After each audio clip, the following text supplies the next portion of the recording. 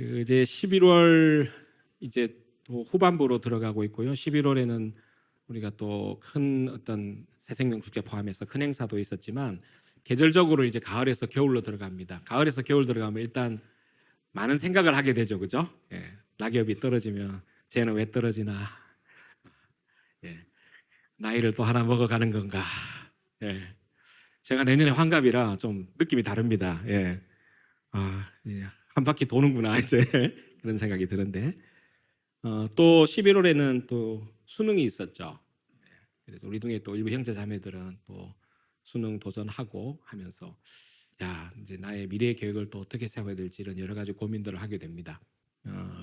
또 연말이 되면 또 원래 또 그런 고민을 하죠. 내가 한 해 결산도 좀 하고 또 우리 회사나 또 내가 몸담고 있는 공동체가 한 해 결산을 하고 또 내년을 어떻게 해야 되지 하는 여러 가지 생각들을 좀 하게 됩니다. 그래 이런 여러 가지 분위기가 있어서 제가 이 분위기와 상황들을 좀 맞춰서 한번 같이 말씀을 나누려고 합니다. 오늘 제목이 조금 특이하죠. 예, 한글이 아니고 라틴어로 된 두 가지의 단어가 있습니다. 카르페 디엠, 메멘토 모리. 혹시 뭐 AI로 찾아보셨어요? 제미나이한테 물어보셨어요? 챗 GPT한테 물어보셨어요? 네, 그래서 요즘은 뭐 물어보면 금방 대답을 해줘서 아마 제가 특별히 말할 건 없을 것 같습니다. 그 로마의 시인인 호라티우스의 시에 그 성령의 그 경구에 나오는 단어가 이게 카르페 디엠입니다. 이 카르페 디엠은 자기 영화 중에 죽은 시인의 사회라는 그 로빈 윌리엄스가 나온 영화 때문에 또 굉장히 유명해진 또 단어가 되었습니다. 말 그대로 하면 시간을 잡아라. 시간을 잡아라. 특히 이제 오늘 내가 살고 있는 오늘이 얼마나 중요한가 하는 이야기를 좀 하게 됐습니다. 이게 좀 부정적으로 하면 노세 젊어서 노세 늙으면 못 노나니 그겁니다. 예, 오늘 놀자. 놀 힘이 있을 때 놀자. 뭐 이렇게 이야기할 수도 있겠습니다. 근데 원래 그런 의미보다도 이게 이제 미래를 점을 치는 사람이 많은데 그 시인이 그 미래는 믿을 게 못 된다. 미래를 신뢰하는 건 마치 믿을 수 없는 게 없다. 그래서 오늘을 붙잡아라 하는 그런 의미였습니다. 그다음에 이제 두 번째 메멘토 모리는 로마의 오랜 관행입니다. 이제 장군들이 승리를 하고 오면 로마에는 개선문이 있거든요.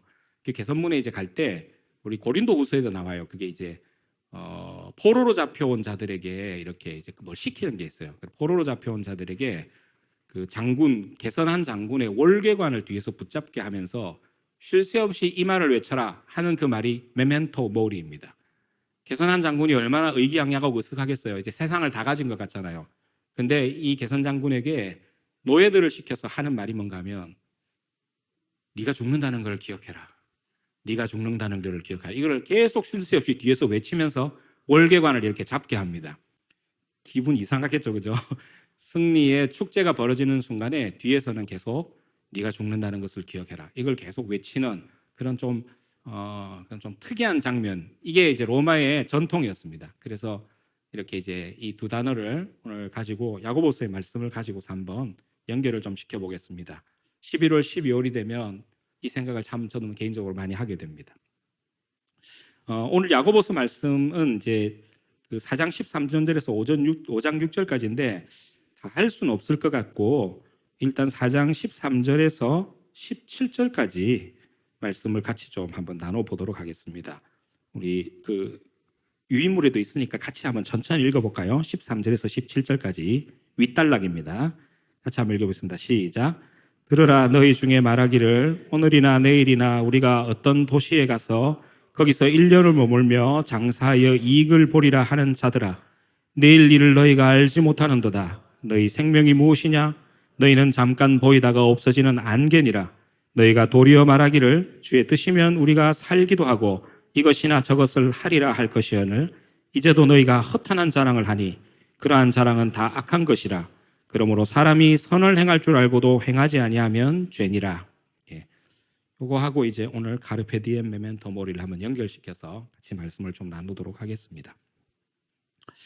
야고보서 말씀을 혹시 한번 다 읽어보신 적이 있으신지 모르겠는데 야고보서 말씀은 우리 교회 역사에서 논란이 많은 책이긴 합니다. 왜냐하면 우리가 이제 원래 믿음으로 말미암는 구원에서 바울의 그 로마서에 있는 오직 믿음으로 말미암아 우리가 구원 얻는다는 그 이신칭의라고 보통 그렇게 사자성어로 그렇게 말합니다. 여기에 워낙 익숙해 있기 때문에. 근데 야고보서를 읽어보면 꼭 행위로 구원받는 것 같은 것들이 있어요.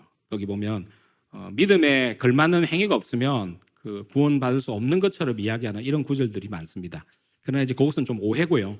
사실은 야고보와 바울은 다른 각도에서 믿음을 보았습니다. 믿음을 보았기 때문에 믿음으로 말미암아 얻는 구원에 대한 것들이 변하는 건 없어요. 그래서 이제 이 야고보서에 있는 이 말씀이 그 행위냐 뭐 믿음이냐 이런 걸 가지고 논쟁하기 위해서 사실 쓴 책은 아닙니다. 야고보서를 쓴 이제 가장 중요한 이유는 야고보가 특별히 그 앞에 읽어보면 흩어진 12지파라는 말을 쓰고 있는데, 그러니까 수신자죠. 이 편지를 받는 수신자들이 흩어진 12지파 이렇게 되는데, 그래서 아마 야고보가 예수님의 동생이거든요. 예수님의 동생입니다. 마리아가 이제 그 동정녀 때 예수님을 성령으로 잉태하시고 낳은 다음에 요셉과 결혼해서 자연적인 출산을 해서 얻은 자식들이 여럿 있습니다. 그 자식들이 뒤에 보면 유다서의 유다, 그 다음에 야고보의 야고보입니다. 그래서 예수님의 이제 좀 형제니까 이너서클이겠죠, 그죠? 이너서클. 사도 야고보는 아닙니다. 사도 야고보는 제일 처음 헤롯의 칼에 순교한 요한의 형제이고, 여기 야고보는 예수님의 형제 야고보입니다. 근데 이 야고보는 유대적인 백그라운드를 갖고 있기 때문에 그 유대적인 백그라운드에서 이제 가장 중요한 게 뭐냐 하는 것을 사실 이 야고보서에 풀어놨습니다. 그것은 뭔가 하면, 여러분 혹시 유대인들이 가장 중요하게 생각하고 자기 집에든 어디든 걸어놓고 외우고 이마에다가 붙여서 쓰고 손에다가 붙여서 쓰고 문설주에 붙여서 쓰는 그 성경 구절을 기억하십니까? 그 성경 구절이 신명기에 있는데요. 신명기의 성경 구절이 뭔가 하면, 보라 들으라 이스라엘아, 너희 하나님 여호와는 한 분 하나님이시니. 예, 그 단어입니다. 그걸 쉐마라 그럽니다. 들으라라는 말의 히브리어가 쉐마이기 때문에 그것을 가리켜서 쉐마 이렇게 이야기합니다. 그래서 쉐마 한번 찾아보시면 유대인들은 이 구절을 평생 자녀들에게 가르치고 이 구절을 외웁니다. 그러니까 이제 하나님이 한 분이시다. 이게 이제 유대인들에게는 굉장히 중요한 고백이 되는데요. 하나님이 한 분이시다는 게 여러분한테 많이 와닿습니까? 하나님이 둘도 아니고 셋도 아니고 하나다. 그리고 어쨌단 말이냐 이런 거 아닙니까? 그죠? 근데 이제 하나님이 한 분이시라는 거는 야고보 사도의 야고보의 이 편지 속에 사실은 직접적으로 드러나 있진 않지만 간접적으로 숨어 있어요. 그리고 이게 야고보서 전체를 다 이렇게 관통하고 있는 주제입니다. 그것이 가지고 있는 것은 뭔가 하면, 하나님이 한 분이라는 게 숫자적으로 하나이기 때문에만 중요한 게 아니라는 겁니다. 하나님이 한 분이라는 것은 물론 숫자적으로도 하나님이 한 분이시지만 하나라는 말이 가지고 있는 의미는 뭔가 하면, 좀 쉽게 말하면 이런 겁니다. 하나님은 두말하지 않으신다. 우리 두말하는 사람이 있죠. 한 입으로 두말하는 사람. 하나님은 어느 날은 마음을 이렇게 가졌다가 어느 날은 마음을 저렇게 가지시는 두 마음을 품은 분이 아니시다. 그 다음에 또 하나님은 한 번 계획하신 것은 끝까지 지키신다. 약속 한 번 하신 것 절대로 어기지 않고 지키신다. 그 다음에 하나님은 사랑하기로 작정하시면 끝까지 그를 사랑하시고 구원해내신다. 이런 관점에서의 하나입니다. 그러니까 하나님이 숫자적으로 하나라는 의미, 표면적으로는 그렇지만 하나님이 한 분이시라는 그 고백 속에는 하나님의 성품이 그렇다는 것을 이야기하고 있어요. 그러니까 이스라엘 백성들이 들으라 여호와 하나님은 한 분 하나님이시다 할 때는 하나님의 수적으로 하나님이 한 분이시라는 신이라는 의미를 가지고 있기도 하지만 또 그것 자체가 가지고 있는 의미가 있죠. 다른 신은 그러니까 없는 겁니다. 우리는 뭐 온갖 잡신 중에 하나님은 one of them, 하나님 one of them이라고 생각하지만 하나님이 한 분이시라는 그 고백 속에는 일단 다른 거는 신 자체가 아니라는 거예요. 그래서 창세기를 읽어보면 창세기의 제일 처음에 하나님께서 태초에 하늘과 땅을 창조하셨다라고 했는데, 우리는 그 말을 밍밍하게 읽지만 사실 그 말은 굉장히 혁명적인 이야기입니다. 왜냐하면 그 말을 썼을 때 그 말을 받았던 1차 독자가 살았던 시절에는 세상의 모든 사람들이 오만 신이 다 있다고 믿었던 시절이었습니다. 창세기 1장에 나오는 모든 피조물이 사실 그들에게는 신이었습니다. 예를 들어 볼까요? 해와 달도 신이었고요, 식물도 중에 큰 나무도 신이었고요, 악어도 신이었고, 하늘을 나는 새들 중에 좀 큰 새들도 신이었고 독수리 같은 것들도 신이었고요. 모든 게 다 신이었어요. 심지어는 사람도 신이었어요. 그래서 바로 왕 같은 왕은 신으로 섬겼어요. 그런데 하나님이 태초에 하나님이 천지를 창조하시다 이렇게 말하는 그 순간 그 신이라고 믿었던 모든 것들이 뭐가 되는 겁니까? 피조물이 되어버린 것입니다.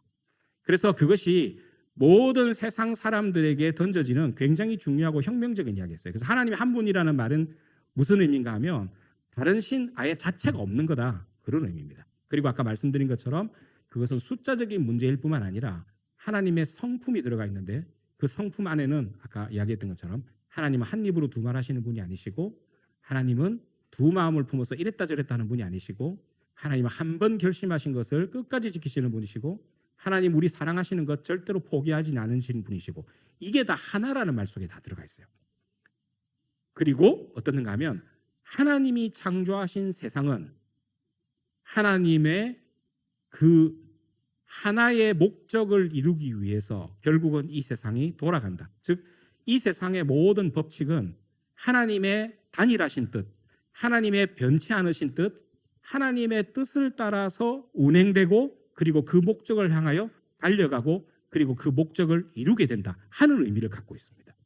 그러니 야고보서가 다루고 있는 그 모든 것들의 세세한 항목은 하나로 깰 수 있는데 그것은 뭔가 하면 하나님이 하나시다라고 하는 쉐마가 우리의 일상 가운데 어떻게 나타나느냐와 관계되어 있다는 것입니다. 그래서 야고보서를 읽어보면 제일 처음에 보면 두 마음을 품지 말아라, 한 입으로 두 말하지 말아라, 뭐 행동을 할 때 믿음과 행위가 하나여야 한다, 이런 이야기가 다 무엇을 관통하고 있는가 하면 하나님 성품이 그렇기 때문에 너희들도 그래야 한다는 뜻입니다.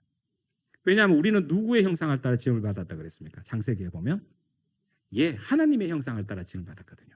그러니까 사실 인간이 하나님의 형상을 따라 지음받았다는 말은 뭔가 하면 하나님이 창조하신 이 세상의 법칙은 사실은 하나님의 뜻이 관철되는 곳입니다. 하나님의 뜻이 관철되는 곳이 이 세상입니다. 왜냐하면 그분이 만드셨거든요.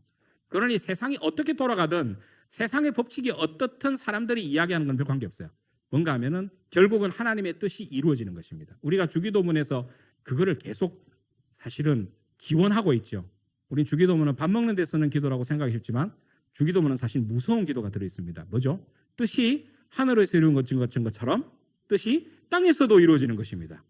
우리는 영문도 모르고 그렇게 기도하고 밥을 먹을 길을 기다리고 있지만 사실 그 말은 뭔가 하면 하나님이 뜻을 품으시면 세상은 궁극적으로 그 뜻에 복종할 수밖에 없다는 것입니다. 그리고 이 세상은 그렇게 돌아갈 수밖에 없도록 만드셨다는 것입니다. 이게 우주의 법칙입니다. 이 우주의 법칙이에요. 그래서 바울은 이 우주의 법칙을 어려운 말로 뭐라 그러는가 하면 하나님의 경륜이라고 그랬어요. 그게 에베소서 1장 8절에 보면 하나님의 경륜, 그것이 결국 사람을 선택하시고 그 사람을 통해서 하나님이 찬송을 받으신다는 원대한 계획으로 나타나는데 하나님의 경륜이라고 표현된 그 단어가 그리스어로는 지금 쓰고 있는 영어의 기원이 됐어요. 우리가 경제를 영어로 뭐라 그럽니까? 경제를 영어로 뭐라 그러죠? economy라고 부르죠. economy란 말은 두 개의 단어가 합성된 것인데 집이라는 단어인 그리스어 오이코스 그리고 법이라는 단어인 노모스 합쳐져서 오이코스 노모스 합쳐 빨리 한번 해보세요. 오이코스 노모스 그러면 이코노미가 됩니다. 이코노미가 그 합성어예요. 오이코스 노모스. 그러니까 뭔가 하면 이코노미는 우리가 돈을 만지거나 유가증권이 돌아가거나 주식을 투자하는 것이 경제의 핵심이 아니라 뭔가 하면 집이 돌아가는, 즉 집구석이 돌아가는 원리라는 뜻입니다. 근데 그 집이 뭘까요? 에베소서에서 보면 그것은 하나님의 집입니다. 하나님의 집은 우리 온 세상을 말하는 것입니다. 그래서 온 세상이 돌아가는 원리, 그것을 뭐라는가 하면 경륜이라고 합니다. 그래서 하나님의 경륜은 원래부터도 그러셨을 뿐만 아니라 그 목적을 이룰 때까지 그 경륜을 쉬지 않으신다. 그것이 바로 하나님의 큰 원대한 계획이셨다는 겁니다. 그게 야고보서를 읽는 핵심적인 주제라는 것입니다. 그렇게 하고 우리가 야고보서의 각 권과 각 장들을 읽어보면 오늘 이게 왜 그런 의미가 있는가를 알게 될 것입니다. 오늘 여기 보면 들으라 너희 중에 말하기를 오늘이나 내일이나 우리가 어떤 도시에 가서 거기서 1년을 머물며 장사하여 이익을 보리라 이렇게 되어 있습니다. 이것은 주로 장사, 1년이라는 기간, 우리의 계획 이런 게 있던데 이게 뭐 잘못됐습니까? 여러분 보통 이렇게 안 하나요? 내가 이번에 입시를 위해서 열심히 준비해가지고 이렇게 준비해서 내가 입시를 잘 치리라. 그 계획이 뭐가 잘못됐습니까? 내가 이렇게 해가지고 어느 곳에 가서 이렇게 방법을 써서 돈을 많이 벌리라. 그게 뭐가 잘못됐을까요? 그 자체가 뭐 잘못된 것 같지는 않아요. 그런데 여기에는 전제가 있다는 것입니다. 여기 이렇게 야고보서가 그것을 쓴 전제가 아까 제가 지금까지 좀 장황하게 말했던 하나님이 하나이신 분, 한 분이시라는 것이 들어있는 의미와 이것을 연결시켜야 될 것 같습니다. 현대사회에서는 불확실한 미래에 대해서 대책을 세우거나 인생 계획을 잡거나 큰 조직의 방향을 미리 치밀하게 준비하는 것은 일반적으로 미덕입니다. 바람직한 방향으로 행동으로 여겨집니다. 그런데 우리의 모든 인간들의 이러한 치밀한 계획들과 미래에 대한 전망들 그늘이 있습니다. 그 그늘 속에 있는 야고보가 지금 지적하고 있는 본질적인 부분이 있다는 것입니다. 첫 번째는 무엇인가 하면은 우리가 누구인가에 대해서 주제 파악을 좀 하자는 겁니다. 사실은 이 모든 것들이 다 좋아 보이지만 여기에는 주제 파악을 못하게 될 위험이 도사리고 있다는 것입니다. 우리는 천년만년 사는 존재가 아니라 오늘 하루 허락하신 만큼 살아가는 존재라는 사실을 기억해야 된다는 것입니다. 메멘토 모리입니다. 우리 속에서 1년, 2년, 10년, 20년 계획들이 있지요. 그래서 그런 계획들을 가지고 꿈에 부풀고 살아갈 수 있습니다. 그런데 그 모든 것들이 어떠는가 하면 한 분 되신 하나님, 그것은 무슨 말인가 하면 하나님이 가지고 계신 전체적인 뜻과 계획과 경륜과 돌아가는 방향하고 내가 지금 생각하고 있는 것과 어떻게 잘 맞을까 하는 것이 사실 전제가 돼야 되는 부분인데 사람들은 그것을 놓치기 쉽다는 것입니다.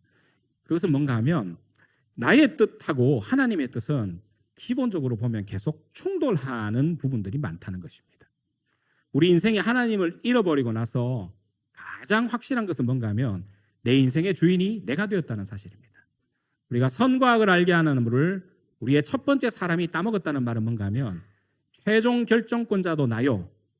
모든 뜻은 나를 중심으로 돌아가야 하고 내 뜻이 관철되는 것, 그것이 바로 세상이라고 생각하는 믿음을 사람들에게 팽배하게 가지도록 해주었다는 것입니다. 그래서 사람이 사는 세상은 나의 뜻이 관철하는 세상이라는 믿음이 힘을 얻었고 그것이 세상을 움직이는 어떤 원리가 되었다는 것입니다. 그러나 하나님은 오늘 우리들에게 이렇게 하십니다. 세상에 신은 하나밖에 없고 세상을 움직이는 원리도 하나밖에 없고 그 원리는 나의 뜻이 관철되는 것이라는 것을 이야기하고 있다는 것입니다. 그래서 우리는 하나님의 뜻 앞에서 오늘 허락하신 하루를 살아가는 존재라는 것을 기억해야 한다는 것입니다. 우리의 실존은 내일을 알 수 없다는 것입니다. 제가 제 어렸을 때 입시 이야기를 한번 들려드린 적이 있었나요? 제가 학력고사 시대인데 혹시 학력고사에 대한 제 에피소드 이야기를 들어보신 적이 있으신가요? 없으시구나. 예. 그럼 잠깐 이야기를 하겠습니다. 제 계획이 얼마나 쓸모없는 것이 되었는가 하는 것을 이야기 드리겠습니다. 중고등학교 때 제가 공부를 조금 했습니다. 교회에서는 그야말로 교회 오빠였습니다. 예, 그래가지고 그때는 이제 요즘 수능인데 그때는 학력고사였어요. 이제 학력고사 340점이 만점인 학력고사인데요. 제가 320점을 받았어요. 320점이 어느 정도냐? 그때 고등학교 3학년이 70만 명이었거든요. 시험 치는 사람 70만 명. 그때는 베이비 부모 시대라서 70만 명이었는데 그때 제가 70등 했어요. 전국에서. 전국 70등 했어요.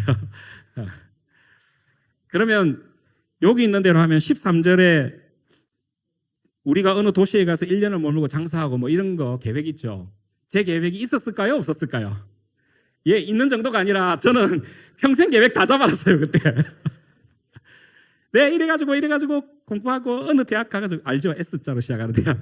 거기 원서 딱 넣고 들어가서 딱 6년 공부하고 나서 그렇게 해가지고 의사가 돼서 이래 하고 저래 하고 해서 저의 평생 계획이 다 잡아져 있었어요. 근데 그때 조금 언뜻, 불현듯 저에게 스쳐가는 어떤 약간 불길한 생각이 있었는데 그건 뭐였는가 하면 여러분 생물 공부하셨으면 알겠지만 그 색깔을 잘 구별 못하는 게 생명이죠, 그죠? 아예 구별 못하는 생명이지만 단색 구분을 하는데 섞어놓으면 구별 못하는 걸 색약이라 그래요. 예. 근데 제가 고등학교 때 신체검사에서 색약이 있다는 거를 언뜻 기억하게 됐습니다. 그래가지고 이제 그 대학교의 모집 요강을 찾아봤더니 색약은 불합격 요인이래요. 얼음땡 돼버렸죠. 그래서 한번 다 알아봤어요. 그래가지고 서울에 가서도 알아보고 마침 아버님이 잘 아시는 선생님이 거기 내과에 계셔가지고 그래서 이제 그렇게 해가지고 이제 알아봤더니 진짜 불합격된 사람이 있었대요. 과거에도. 장담을 못하는 거예요. 전국 70등이 무슨 소용이었습니까? 예, 결국 못 가게 됐어요. 예, 못 가게 돼가지고 그러니까 이게 오늘이나 내일이나 어떤 도시에 가서 1년을 머물며 장사해서 이익을 보리라. 어떤 계획을 세우는 거. 예, 그게 저는 제 나이 18에 저는 세상에서 내가 계획을 세우면 내 계획을 틀어버릴 것은 아무것도 없고 내 계획한 대로 이 세상이 굴러갈 것이라고 굳게 믿었던 사람이었어요. 근데 그 믿음이 그냥 그거는 뭐 교회 오빠고 아무 상관없어요. 예. 그러니까 사람의 본질이 그렇다는 거예요. 근데 나로도 어떻게 할 수 없는 무언가 더 큰 것이 있다는 사실을 그때 처음 직면하게 되었습니다. 그러니까 이게 큰 벽 앞에 서게 되는 거죠. 그러니까 이제 우리 인생 가운데는 이거는 작은 이해 하나에 불과한데요. 그것뿐만 아니라 엄청나게 다른 어떤 벽들도 있고 변수들도 많다는 것입니다. 뭐 건강 문제 때문에 자기가 원하던 뜻이 전혀 펴지지 못하는 그런 어떤 상황들도 저는 종종 봐왔습니다. 그러니까 이제 이런 것들이 뭔가 하면 나의 본질이 무엇인가 하는 것에 대해서 진짜 좀 진지하게 생각을 하는 그런 어떤 계기가 되는 거죠. 근데 지금 돌이켜보면 참 감사했던 것이 하나님께서 저희에게 그 벽을 앞에다 두신 가장 중요한 이유를 조금씩 알게 된 것 같아요. 그러니까 지금 이제 제가 인생을 완전히 한 바퀴 돌아서 환갑이 됩니다. 내년에. 그야말로 60갑자로 환갑이 되는데 이제 나이가 60이 되니까 겨우 좀 깨닫는 게 그겁니다. 내 마음대로 할 수 있는 것은 거의 없었구나. 나는 계획을 세우고 그렇게 했지만 그때부터 하나님이 저에게 이야기하시는 것은 뭔가 하면 나는 너의 인생에 관심이 많단다. 그리고 결국은 너는 너의 모든 것들을 통해서 나의 뜻이 이루어지는 그러한 것을 경험하게 될 것이다 하는 것에 대해서 그때 어렴풋이 이야기를 들었던 것 같아요. 그래서 사실 그때부터 제 우선순위가 좀 바뀌었던 것 같아요. 물론 지금 의사로 살고는 있지만 사실은 왜 의사가 되어야 하는가 하는 동기에 대한 것 그리고 그 이후에 내 인생을 설계하는 모든 것들에 대해서 하나님은 나의 고려 대상 넘버 원이 되실 수밖에 없게 되었습니다. 왜냐하면 저를 살짝 건드려야 돼 제가 그랬잖아요. 조금 더 세게 건드리시면 잘못하면 큰일 나겠다는 생각이 들더라고요. 두려움도 있었고요. 사실 하나님 앞에는 우리가 두려움을 가지고 서는 것이 인간의 본연인 것 같아요. 그래서 잠언에는 이렇게 하겠습니다. 여호와를 경외하는 것이 그냥 두려워하는 게 아니고요. 경배하며. 왜냐하면 그분은 사랑이 하나이신 분입니다. 저를 끝까지 사랑하시는 분이라는 것을 내가 어렸을 때부터는 알고 있었지만 그 이후에 이 일을 통해서 진짜 나를 사랑하신다는 것을 알게 되었습니다. 그리고 그 집념이 말도 못하신 분이라는 것도 알게 되었습니다. 그러니까 이 모든 것들을 알아가는 과정 속에서 어떻는가 하면 저는 하나님 앞에 경외함으로 서게 되는 한 사람에 불과하다는 것을 알게 되었다는 것입니다. 가장 중요한 생명을, 가장 중요한 시간을 내가 하나라도 마음대로 할 수 없다는 것, 그것이 나의 본질이요 나의 존재의 실존이라는 사실을 그때 비로소 알게 되었습니다. 그 이후의 삶도 돌이켜보면 다소간의 차이는 있을지 몰라도 그랬던 것 같습니다. 그래서 우리가 마태복음에 예수님께서 산상수훈의 말씀을 주시면서 이렇게 이야기하셨습니다. 너희는 너희의 키를 한 자라도 더할 수 없다 이렇게 말씀하셨어요. 근데 그 키를 한 자라도 더할 수 없다는 말은 물론 저는 키가 조금 작기 때문에 한 자라도 더하면 얼마나 좋겠냐는 생각을 하지만 그 키를 한 자라도 더한다는 말에 원래 그리스 원어로 성경을 읽으면 거기에는 시간이라는 의미가 더 많이 있습니다. 키를 한 자라도 한다는 말은 원래 뭔가 하면 우리로 치면 네가 네 생명을 1초라도 더 늘릴 수 있느냐? 그럴 수 없다 이 말입니다. 우리 키로 생각하면 키 작은 분들은 오히려 그게 더 와닿을 것 같고 그렇게 읽으세요. 근데 기본적으로는 원래 뭔가 하면 시간. 내 시간을 내가 하나님에서 내가 받은 그 시간을 1초라도 더 늘릴 수 있는 것인가? 그럴 수 없다. 그게 바로 산상수훈에 나오는 예수님의 키를 한 자라 늘릴 수 없다는 그 말씀의 원래의 의미라는 것입니다. 그래서 하나님은 우리 인생과 생명의 주인이십니다. 우리가 살고 기동하는 것은 본질적으로 아까 이야기했던 저 우주를 관통하시고 우주를 운행하시는 경륜 하나님의 뜻 안에 있다는 것입니다. 그래서 어떻는가 하면 우리가 하나님의 백성이 된다고 하는 것은 쉐마를 읽는 것인데, 쉐마가 아까 뭐라 그랬죠? 하나님 한 분이시라는 걸 고백하는 거랬잖아요. 하나님 한 분을 고백한다는 말은 하나님의 성품도 우리가 닮아가야 되고 인정해야 된다는 걸 말하는 것이고, 하나님의 뜻도 단일하시기 때문에 우리의 뜻을 하나님의 뜻에 자꾸 조율해가는 것이 필요하다는 것입니다. 그래서 하나님이 우리에게 주신 통로가 무엇인가 하면 기도입니다. 여러분, 기도가 쉬우세요? 아닐 겁니다. 처음에는 쉬우셨지만 가면 갈수록 기도가 어려우실 겁니다. 기도가 어려운 이유는 뭔가 하면 나의 뜻과 하나님의 뜻이 많이 다르기 때문입니다. 근데 그게 너무 당연한 거예요. 하나님 그거 아세요. 그래서 하나님은 인격적이신 분이기 때문에요, 하나님의 뜻과 다른 내 뜻 정말 알고 싶어 하시는 것 같아요. 그래야, 왜냐하면 소통이 필요하고 조율이 필요하기 때문에 그래요. 하나님이 우리를 하나님의 단일한 뜻에 맞춰서 몰아가시는 방법이 두 가지가 있어요. 하나는 뭔가 하면 우리를 로봇으로 만드시는 거예요. 로봇으로 만드시면 어떻게 되죠? 우리 뜻 필요 없잖아요. 그냥 하나님이 알아서 다 하는 거예요. 그런데 그렇지 않으셨어요. 하나님의 내 인생 가운데 18살 때 그 생각나게 해가지고 방향을 틀어버리게 하셨을까? 근데 그게 저는 하나님이 나한테 말 거는 시작이었다고 그렇게 믿어요. 뭔가 하면 그때부터 저는 하나님 앞에 질문하기 시작했어요. 하나님, 그럼 어떻게 살아야 되는 거죠? 내 뜻이 어떻게 변해야 되는 겁니까? 내 목표가 어떻게 변해야 되는 거죠? 내가 어떻게 계획을 잡아야 되는 거죠? 그때부터 질문하기 시작했어요. 사실 그전에는 모든 것이 내 뜻이 움직이는 세상이었기 때문에 나는 결정하면 끝이었어요. 그런데 결정하면 끝인 것이 고사하고 나는 내 마음대로 내 생명을 1초도 더 할 수 없는 존재라는 것을 그때서야 비로소 깨닫기 시작했다는 거죠. 하나님은 우리에게 기도라는 방편을 주셨습니다. 가장 중요한 이유는 아까 그랬습니다. 하나님의 뜻이 우리 뜻과 너무 다르기 때문에 하나님도 우리의 뜻을 듣고 싶어 하시고 우리도 하나님의 뜻을 듣고 우리가 서로 소통하면서 하나님의 뜻을 조율해야 하는 것입니다. 그런데 하나님 감사하게도요, 어떨 때는 우리의 뜻에 맞춰주기도 하세요. 그게 기도의 묘미입니다. 그래서 우리는 기도를 통해서 정말 자비로우시고 자기하고 다른 뜻이라도 들어주시고 그러면서도 어떤가 하면 인격적으로 설득하시고 오랜 기간 참으시면서 하나님의 경륜과 뜻을 우리의 삶 속에서 이루시는 하나님을 배워가라는 의미로 그렇게 하나님은 한 분이심을 고백하게 하시는 것 같습니다. 그래서 여러분, 우리가 하나님이 한 분이라는 이야기는 우리 인생에 너무너무 중요합니다. 기도할 수 있고요, 그리고 하나님께 아뢰을 때에 우리가 하나님이 그런 뜻을 가지고 계시는 것을 파악할 수 있도록 길을 열어두셨고 분별할 수 있도록 길을 열어두셨고, 그리고 이제는 그분에게 자발적으로 내 뜻을 맞추는 데까지 나갈 수 있도록 저희들을 성장시키시는 분, 그런 분이 하나님이신 것을 깨닫게 되었다는 것입니다. 하나님이 우리의 인생과 생명의 주인이시는 것은 그런 의미입니다. 우리의 의지와 주님의 뜻이 그렇게 티격태격하면서 일치해 나가면서 주님을 닮아가는 것, 그것이 바로 하나님이 우리를 이런 불확실성과 그리고 이렇게 찰나적이고 순간적이고 일시적인 이러한 상태 가운데서 우리를 부르신 이유라는 것입니다. 우리의 이름이 아담임을 잊지 말았으면 좋겠습니다. 아담이라는 말의 원래 뜻은 티끌, 먼지라는 뜻입니다. 창세기에서는 우리는 먼지이기 때문에 먼지로 돌아갈 것이라고 이야기하십니다. 야고보 사도는 우리를 전도자의 지혜와 모세의 기도로 초청합니다.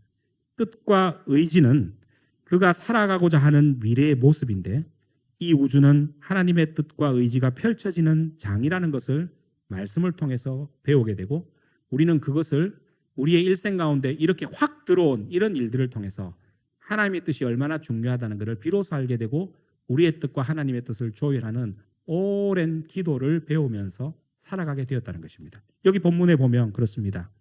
너희가 도리어 말하기를 주의 뜻이면 우리가 살기도 하고 이것이나 저것을 하리라.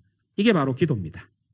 이 기도가 사실은 평생을 통해 배우는 다이나믹한 겁니다. 최근에 중요한 결정과 계획을 하실 분들 계시죠? 예, 고개 끄덕끄덕거리시는 분들 많이 있으신 것 같습니다. 이 중요한 결정과 계획을 할 때 두 가지를 기억하십시오. 나는 겨우 하루를 허락받아 살아갈 수 있는 존재라는 사실을 기억하십시오. 그런데 하나님은 무자비하시거나 우리를 로봇으로 두지 않으시고 이 하루를 살아갈 수 있는 우리와 대화하시고 우리가 하나님의 뜻을 발견하고 알 때까지 시간 주시고 참으시고 우리로 하여금 선하게 그분의 뜻으로 우리를 포섭하시고 우리를 인도하시는 분이시라는 사실을 기억해 주셨으면 좋겠습니다.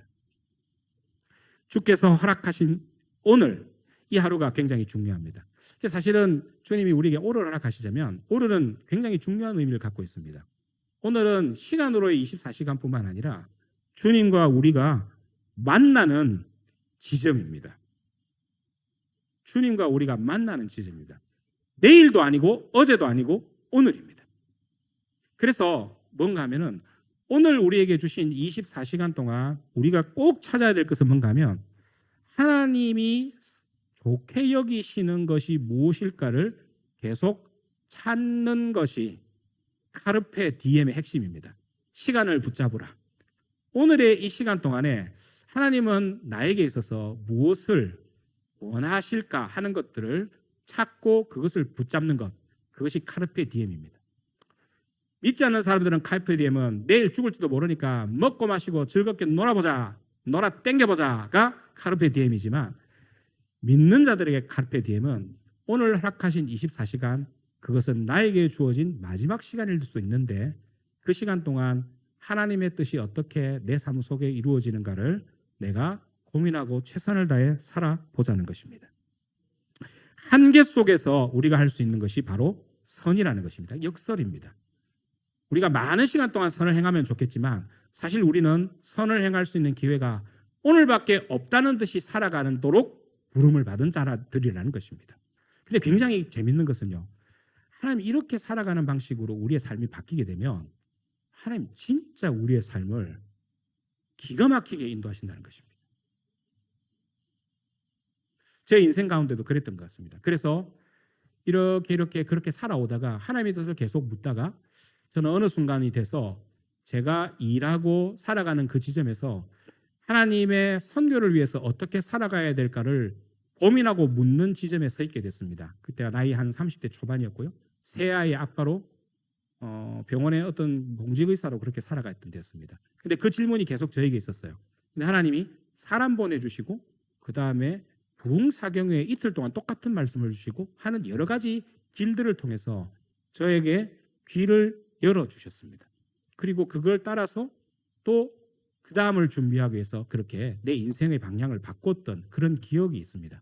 그러니까 그때 그것은 뭐였는가 하면 결국 그날 주시는 무언가, 그날 나에게 열어주시는 기회가 무엇인가에 대해서 그것을 붙잡았을 때 하나님이 그 다음 계획, 그 다음으로 나를 인도하시는 그러한 것이 있었다는 것입니다. 카르페 디엠은 그래서 어떤가 하면 역설적으로 나의 미래를 보장할 수 있는 굉장히 중요한 찬스입니다. 오늘 내가 오늘을 잘 붙잡았을 때 미래가 열릴 수 있다는 것입니다. 사람들은 미래를 위해서 지금을 많이 희생합니다. 지금 그 사람들과 사랑하고 좋은 관계를 맺어야 되고 그때 내가 가지고 있는 것으로 그 사람들을 돕거나 유익한 일들을 하는 쪽으로 하는 것이 아니라 그 모든 것들을 희생하면서 나 개인의 뜻을 위해서 모든 것들을 다 희생해버리는 방식으로 미래를 결정합니다. 그런데 거의 예외 없이 그런 삶이 행복 그리고 하나님의 뜻에 의한 아름다운 열매로 귀결되는 경우를 저는 본 일이 없습니다. 지금 사람들에게 있어서 후에 막급한 모든 열매들을 가지고 있는 그 사람의 과거를 한번 쭉 돌이켜보면 그때 진짜 카르페 디엠 하지 않았기 때문입니다. 그들의 카르페 디엠은 자신의 영달을 위해서 기회를 잡는 카르페 디엠이었고 자신의 허영과 자신의 만족만을 위해서 붙잡는 카르페 디엠이었지 하나님의 시간과 하나님의 뜻과 하나님의 기회와 숨어있는 위장된 하나님의 선을 붙잡는 기회로 그 시간을 활용하지 않았다는 것입니다. 그래서 오늘 여기에서 그렇게 이야기하는 겁니다. 내일 일을 너희가 알지 못하는 것이다. 생명이 무엇이냐? 너희는 잠깐 보이는 안개와 같다. 그러나 너희는 이 기회가 오히려 주님의 뜻이라면이라는 것을 물어보는 기회가 되어야 할 것이라는 것입니다. 카르페 디엠은 그런 의미란 것입니다. 오늘 이 순간 우리가 붙잡는 것, 우리가 하는 일, 그것은 바로 하나님의 미래를 여는 길입니다. 우리는 여기서 이 세상에서 우리가 죽는다는 것을 누구보다도 잘 압니다. 근데 잘 실감이 안 나잖아요. 근데 이 카르페 디엠, 오늘 이 하루를 어떻게 붙잡는가를 우리가 결단하게 될 때 우리에게 열리는 미래가 있습니다. 그것은 바로 뭔가 하면 영원히 하나님과 함께 하는 삶이 이 현재와 연결되어 있다는 사실을 배우는 것입니다. 우리는 이렇게 합니다. 부활의 날 주님이 우리에게 부활의 몸을 주시고 그리고 우리가 주님과 영원히 함께 사는 것에 대해서 생각을 합니다. 그럼 한 건 좀 여쭤보겠습니다. 주님이 다시 오시는데요. 언제 오실지는 모르지만 다시 오십니다. 다시 오시는 그 다음 날 뭐하고 살 겁니까?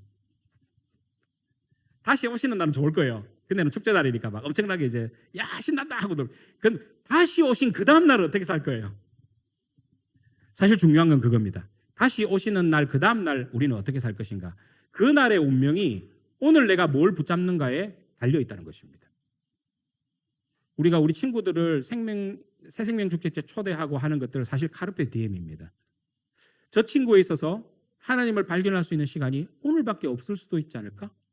그런 것들 때문에 절박해지기도 하고 기도하기도 하고 그를 붙잡아 오기도 하고 그렇게 하는 것입니다. 어떻게 하든지 위협을 하든지 막 회유를 하든지 어쨌든 간에 그런 어떤 모든 방법의 근거에는 뭐가 있는가 하면 내가 오늘 하는 이 결정과 어떤 결단들이 어떤가 하면 미래와 영원과 연결되어 있을지도 모른다 하는 사실입니다. 그런데 실제로 그래요. 하나님께서 오늘 우리들에게 주시는 하루하루는 미래의 영원과 항상 연결되어 있다는 사실입니다. 하나님이 그런 성품으로 우리를 빚어나가실 때 우리가 여기서 하루하루를 결단하면서 빚어나가는 성품은 어떤가 하면 하나님과 함께 영원히 살 때 그 성품 그대로 우리가 살게 되어 있습니다. 그것이 성경이 우리에게 이야기해 주는 것입니다. 우리가 이 땅에서 잘 살아라, 하나님 말씀대로 살아라 이게 왜 중요한가 하면 지금 이 땅을 일시적인 시간 동안에 사는 것 때문에도 중요하지만 사실은 중요한 것이 뭔가 하면 이 성품으로 영원하게 살 것이기 때문입니다. 여러분들 하나님의 나라에서 사기 좀 적당하게 치고 거짓말 좀 하면서 다른 사람 미워하면서 살 수 있을 가능성이 얼마큼 될까요? 그러고도 살 수 있다고 생각하시는 분 없을 겁니다. 근데 그때 그렇게 하면서 살면 굉장히 힘들 거예요. 거기서 살기가. 그때는 어떻는가 하면 우리가 하나님의 말씀대로 사는 것을 여기에서부터 계속 훈련받고 연습한 대로 거기서 사는 겁니다. 그러니 오늘 내가 나의 시간이 24시간밖에 없다는 마음으로 내가 베푸는 작은 선 그리고 내가 사랑하는 작은 사람들과의 관계들 이런 것들이 사실 어떻는가 하면 영원에 계속 쌓이게 됩니다. 그리고 그 영원의 시간에 우리가 들어가게 되면 우리의 몸으로 지금까지 사랑하고 관계 맺고 도우며 선을 행하며 살아왔던 그 모든 것이 그냥 삶의 방식으로 우리 속에서 자연스럽게 사라지게 될 것입니다. 그래서 오늘 중요합니다. 카르페 디엠이 왜 그렇게 중요하냐? 오늘 내가 내리는 이 결단이 영혼을 조화하기 때문입니다. 우리의 욕심을 채우려고 하나님의 많은 뜻을 모호하게 만들어버리고 핑계를 대려고 하는 뿌리 깊은 경향이 우리 속에 있습니다. 그것을 우리는 죄악이라고 합니다. 죄악의 본질은 뭔가 하면 내 뜻대로이기 때문입니다. 그러나 하루하루를 우리가 잘 하나님의 관점에서 살펴보면 하나님이 기뻐하시는 선을 행할 기회가 아무리 못해도 한 번은 찾아오게 되어 있습니다. 오늘도 주일인데 시간이 지금 벌써 반이 지나갔습니다. 그렇지만 또 이 하루 가운데 하나님의 선을 행할 수 있는 기회들은 또 오게 되어 있습니다. 이렇게 해서 매일매일이 가게 됩니다. 말씀을 맺겠습니다. 우리는 유한한 존재입니다. 그러나 오늘 우리에게 허락받은 겨우 24시간 같은 그 시간들을 붙잡음으로써 영원의 문을 열고 그리고 영원하게 어떤 존재로 살아갈지를 결정하는 24시간을 오늘 우리가 살고 있다는 것입니다. 이런 수많은 결정들이 여러분 앞에 있을 것이고 또 그럴 때마다 기억하셨으면 좋겠습니다. 나는 안개와 같은 존재. 그럼에도 불구하고 안개와 같은 나에게 허락하신 하루를 통해서 붙잡는 하나님의 뜻과 선으로 나는 영원으로 들어가는 문을 발견하게 된다. 그리고 그 영원은 오늘 내가 살아가는 삶에 의해서 결정나게 될 것이라는 것입니다. 그래서 메멘토 모리 기억하시고 그렇기 때문에 아주 결사적으로 오늘 하루 내가 무엇을 해야 될지를 결정하시고 카르페 디엠 하시기를 주님의 이름으로 축원합니다.